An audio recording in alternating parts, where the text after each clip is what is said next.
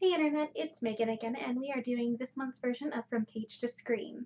Now, you may have noticed the lighting is a lot different from my last video. That's because, well, there were some technical difficulties and I have to film later today. Well, let's just go ahead and get started.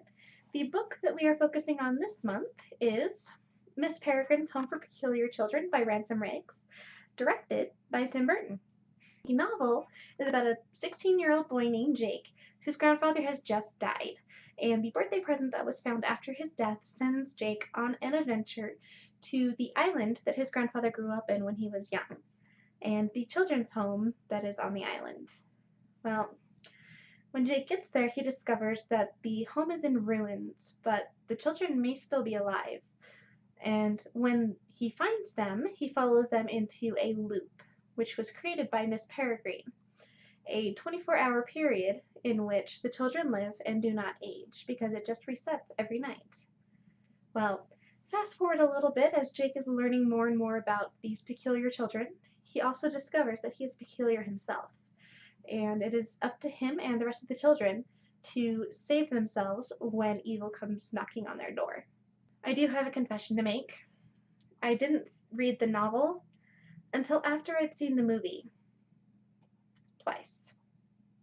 I love Tim Burton, so of course I was going to go see this when it came out, and that's the whole reason I actually bought the book.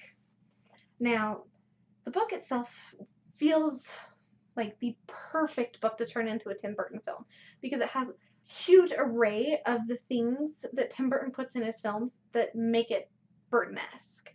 A study of opposites, corruption in positions of power, the anti-hero who saves the day even though he's not really the hero kind, and you grow with the characters. So the film version of this piece of awesomeness was amazing. I adored it, and I definitely recommend that you go see it. I could not ask for anything more in a Tim Burton film. And disclaimer, Tim Burton is not known for doing sequels, and I'm really hoping that he breaks this pattern. He's only ever done it twice before. The first was the Batman films, which, if IMDb is to be believed, has gotten him a lifetime bar from ever going to Comic-Con, or the Beetlejuice film, which they're just starting to do the whole sequel now. Unless you subscribe to the theory about the movies Frankenweenie, Nightmare Before Christmas, and Corpse Bride, that they're all the same story, just in an out of order arc. I'm not one of those people, but I really hope that this is one of the exceptions where he will turn around and do a sequel, because it's a trilogy. It needs to have something further done. One thing that I did want to bring up is there were changes made in the filming process to the story, but that's inevitable with any movie that's going to be created from a book, because there are things that are written in stories that just cannot be translated to film.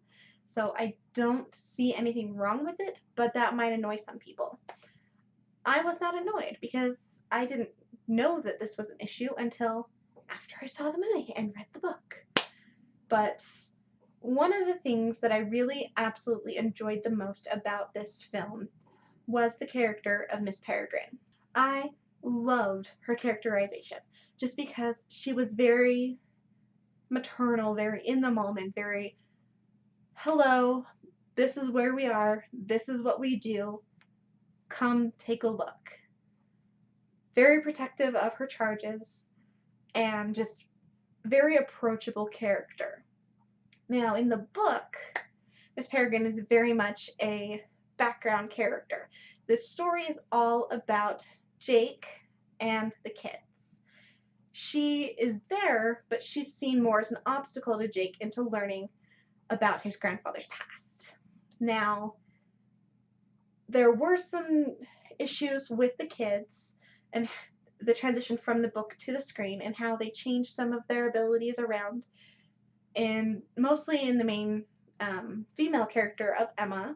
They did change her powers, but I can see why they did it, because it made for a more seamless visual presentation of the story.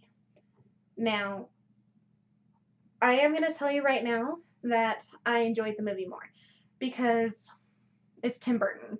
If anybody else had done it, maybe I would feel differently, but it's Tim Burton.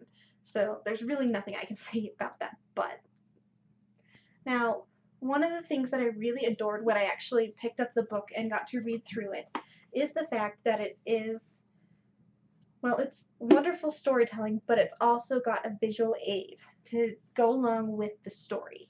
And I mean, just things that just really enhance it, like pictures of really cool things, just all of these weird little quirks and things like that that just make this book an experience. I did pick up the second one with my sister the other night. I will be reading it, and I definitely recommend it. Now, I am going to tell you again, my favorite was the film, but I really enjoy the book. I recommend picking it up. It wasn't too expensive, and I hope that you enjoy it.